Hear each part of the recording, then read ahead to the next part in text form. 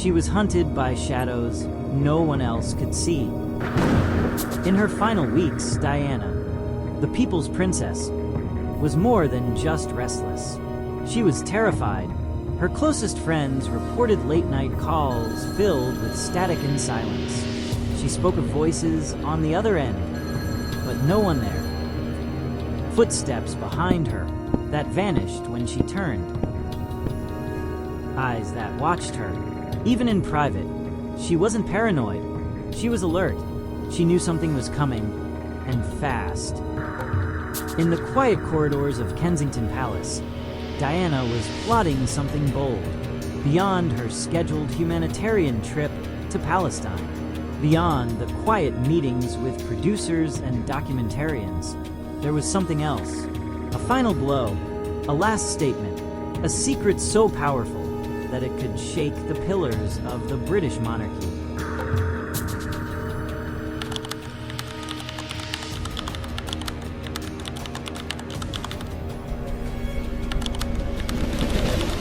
One journalist, a trusted veteran of royal affairs, came forward years later. His identity remains hidden for good reason. What he revealed was chilling. "She looked me in the eyes," he said, and told me, "I have something to say, something that will shake the world, and I want you there to record it." A final interview, one that, according to official records, never happened. But is that really true? What if the interview did take place? What if the footage exists somewhere in the shadows? If you believe the truth deserves to be uncovered, leave your like now. What comes next might leave you speechless. Diana was not just preparing to speak, she was preparing to expose something, and perhaps someone. But before we uncover what that might have been, we need to go back to the final days before the crash, to the signs, the warnings, the whispers that something or someone was already moving to stop her. What if those final, dangerous words were in fact captured? According to sources close to the BBC, Diana did more than plan her final testimony. She delivered it. The existence of a private recording, now whispered about in elite journalistic circles, has become one of the most chilling threads in this investigation. Producers and technicians from the time claim a small, confidential crew filmed Diana in an off-the-record setting. There, she allegedly spoke freely for over an hour about fear, about surveillance, about threats. Former BBC staff members who requested anonymity later revealed that the footage was pulled from internal archives mere days after it was filmed. It was never listed in the official database. One of them, now retired, recalled a single haunting line from the original transcript. A quote Diana is said to have uttered with terrifying calm. "If something happens to me, it wasn't an accident. They will try to silence me, but the truth is already recorded." This quote has surfaced repeatedly over the years, in leaked notes, hushed testimonies, and unofficial memoirs. Was the footage destroyed or locked away under government pressure? A few theorists, digging through Freedom of Information requests, found curious redactions and abrupt deletions in internal communications from that period. Communications marked urgent, sensitive, and in one chilling case, subject. Diana, suppression protocol. But if this recording truly exists, then everything changes. Diana didn't just fear for her life. She anticipated what might come. And she left a message.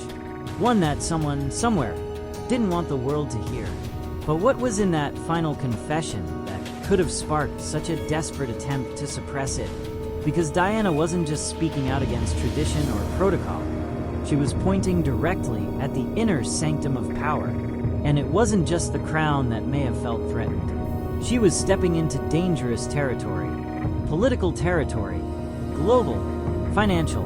If you want to continue following this investigation, subscribe now. We still have a lot to reveal.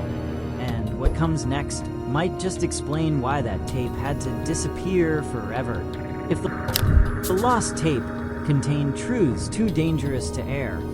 What was Diana really trying to protect or expose? As the fog thickens around the missing footage, another shadow emerges. Dodi Al-Fayed, behind the headlines and paparazzi lights. A secret plan was taking shape, one that threatened not only the public image of the British royal family, but the very structure of the monarchy itself. According to Mohammed Al-Fayed, father of Dodi, Diana and his son were preparing to make an announcement. Publicly, boldly, Diana had already introduced Dodi to William and Harry. Sources close to her said she seemed happy, free. But behind the smile, something far bigger was unfolding. Rumors of a pregnancy. Now imagine this. The mother of the future king, pregnant by a Muslim man, outside of the aristocracy, outside of control, a symbolic union that could shake centuries of tradition. To royal traditionalists, this wasn't just controversial, it was catastrophic.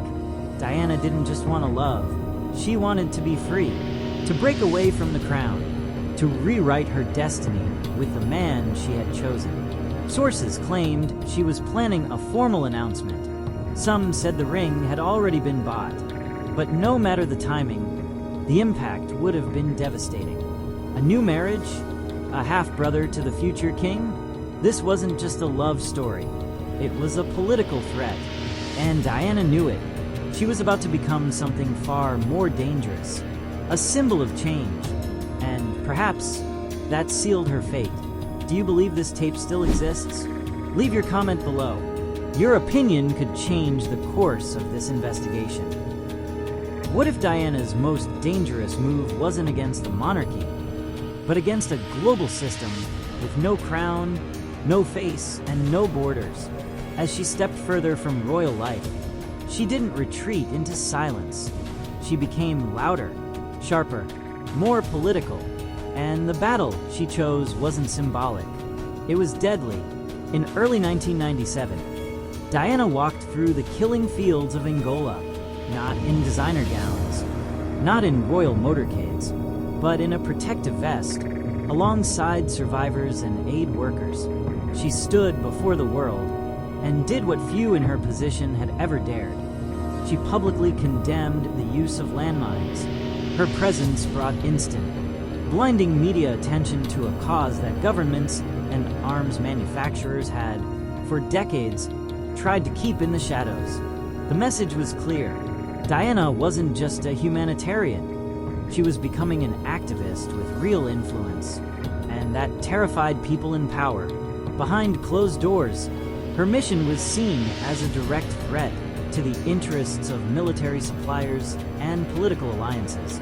Leaked diplomatic cables, now declassified, revealed sharp criticism of her campaign. One U.S. official reportedly warned, she's using her image to manipulate public opinion. She's not elected. She's not accountable.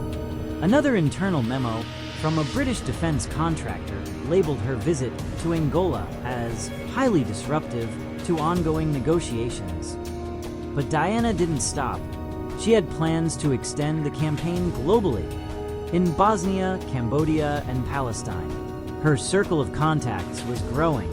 Journalists, diplomats, whistleblowers.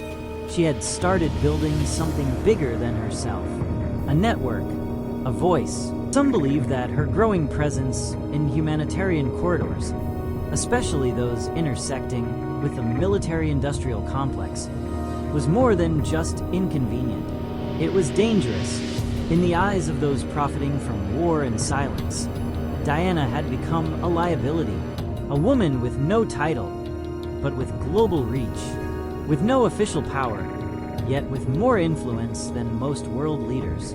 She was breaking the rules of royalty and rewriting the rules of activism. No longer bound by protocols, she was unstoppable, and her transformation from royal figure to global dissident made her harder and harder to control.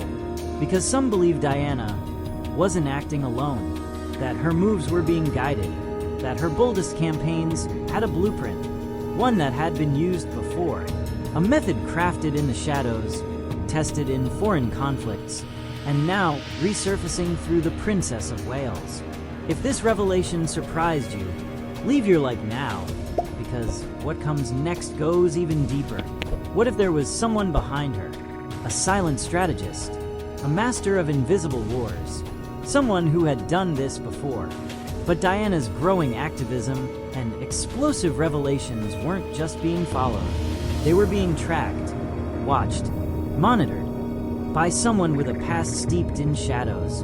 Intelligence whispers speak of a man who had operated silently within the highest levels of royal security. An unnamed figure, a ghost within the crown's most guarded walls. His official role? A former senior advisor in matters of state security. His real function? Far more obscure. This man's fingerprints, though invisible to the public, appear time and time again, always around moments of tension, of unexplained shifts in royal narratives. Former intelligence analysts have described him as the bridge between MI6 operations and Crown interests, not an agent in the field, a strategist, a planner, a cleaner, and according to leaked files, he was in Paris in the final days of August 1997. A confidential report uncovered by foreign press sources states that a meeting occurred 3 days before the crash. The location? A secured room inside the British Embassy in Paris. Present at that meeting were agents of MI6, members of the embassy's internal security team, and one unlisted attendee, presumed to be this very advisor. The document's subject line? Contingency scenarios involving high-profile British nationals abroad. Now pause and ask yourself, is that coincidence? Why would senior intelligence personnel be meeting in Paris just days before Diana's car crashed under a bridge with no CCTV footage? What contingency plans were being discussed? What risk did Diana pose to require such a gathering? And who authorized it? The presence of this unnamed figure has never been officially acknowledged. Yet multiple intelligence watchdogs and independent investigators have referenced his operational signature in other British affairs, always where the official story never quite matched the facts. He's been described as someone who neutralizes threats not with violence, but with silence. The kind of man you never see. The kind of man who never leaves fingerprints, because he doesn't need to. One former intelligence officer, in an off-the-record conversation, said only this: if he was involved, then it wasn't just about Diana. It was about protecting something much older and much deeper than any single person. The pieces are beginning to connect. A royal figure turned global activist. A relationship that threatened bloodlines. A recording that vanished. A man from the shadows resurfacing in the precise location of the crash. These aren't random coincidences. They form a pattern. One that starts at the heart of the monarchy, winds through global interests, and vanishes into classified files. Subscribe now if you haven't yet, because what's coming next could change the way you see everything we've uncovered so far. Because there's still one clue left, one overlooked detail, found not in a palace, not in a government archive, but in a place no one expected, where the truth may have accidentally survived the silence. In the aftermath of the catastrophe, the stage was set for yet another dark chapter in this tangled web of secrets and power. The once private Ritz hotel room, where Diana had stayed, became a silent testament to an operation so precise it defies belief. Witnesses recount how, mere minutes after the tragic accident, a swift and determined British delegation descended upon the room, even before Diana's body had been transported. Their mission was clear and ruthless: to erase any trace of evidence that could link her final moments to the explosive revelations she was on the verge of exposing. Mobile phones, personal diaries, handwritten notes, all were cleared away with an efficiency that left no room for questions, as if someone had known exactly which pieces of the puzzle must vanish to protect a powerful secret.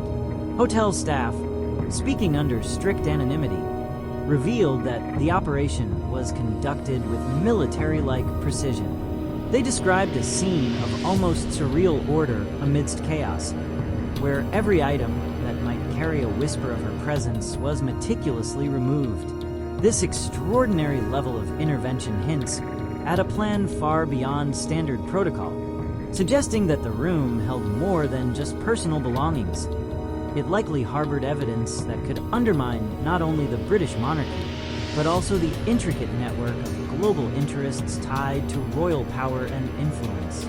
The thoroughness of the cleansing has led many to speculate that Diana's final actions or communications posed such a threat that those in power could not risk any possible exposure.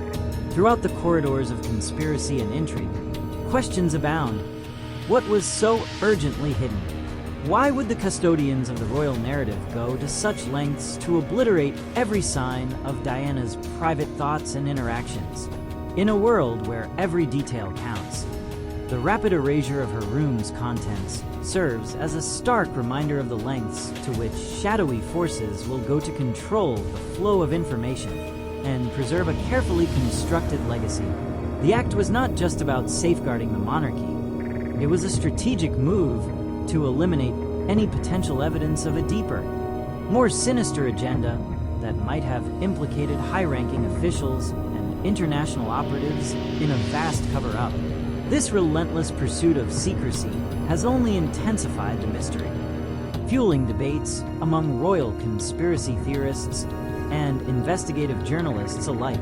Was this drastic intervention meant to bury a scandal that could rewrite history?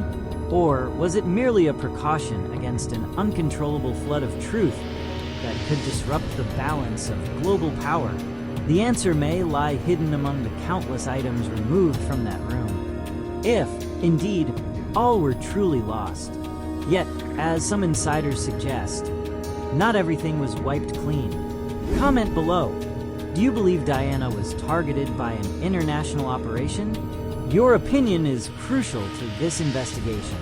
But one single page escaped that cleaning, and it may change everything.